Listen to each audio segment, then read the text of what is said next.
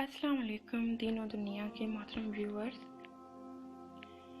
آج کل کے دور میں ہر کوئی چاہتا ہے کہ وہ جس کے ساتھ پوری زندگی گزارنے والا ہے، جس کے ساتھ پوری زندگی گزارے گا، لڑکا ہو تو لڑکی کے لیے چاہتا ہے، لڑکی ہو تو لڑکے کے لیے چاہتی ہے کہ وہ اپنی پسند سے شادی کریں،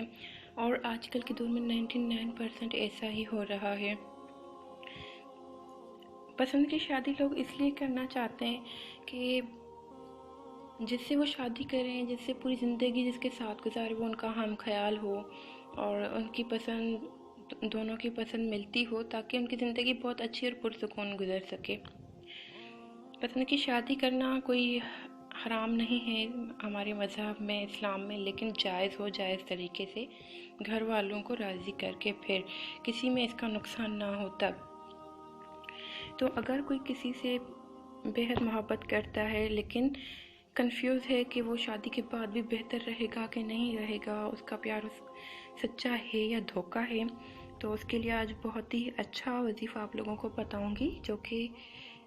8 دن آپ نے کرنا ہے انشاءاللہ تعالی۔ 8 دن میں پھر اس شخص کی اصلیت آپ کے سامنے آ جائے گی، کسی نہ کسی طریقے سے اس شخص کی اصلیت جو ہوگی وہ آپ کے سامنے آ جائے گی، اس کی نیت آپ کے سامنے آ جائے گی کہ وہ آپ کے لیے اچھا ہے یا برا ہے، پھر وہ فیصلہ آپ کریں گے۔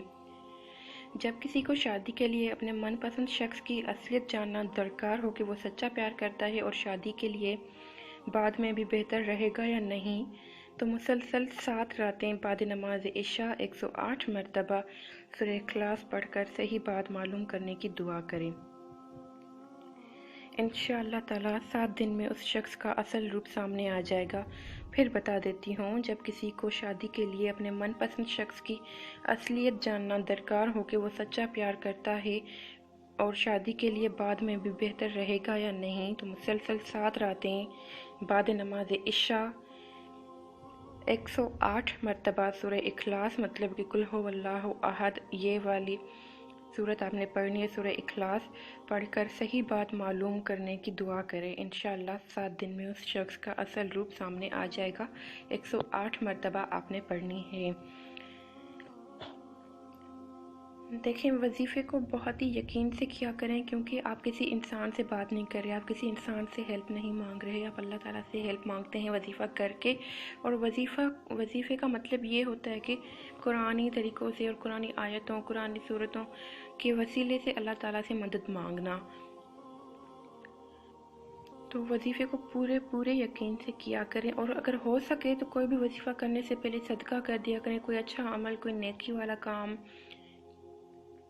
یہ ضرور کیا کریں۔ اور کچھ نہ ہو سکے تو پرندوں کو دانہ ہی ڈال دیا کریں صدقے کی نیت سے، تو وہ زیادہ بہتر رہے گا۔ یا کسی کی ہیلپ کر دیا کریں، اگر آپ کے پاس اتنا اختیار ہے کہ آپ کسی کی ہیلپ کر سکتے ہو تو ضرور کیا کریں۔ شیطان کی باتوں میں آ کر سستی مت کیا کریں کہ کل کر دوں گا، نہیں، ضرور کیا کریں۔ تو آپ کے لیے بہت ہی آپ کے حق میں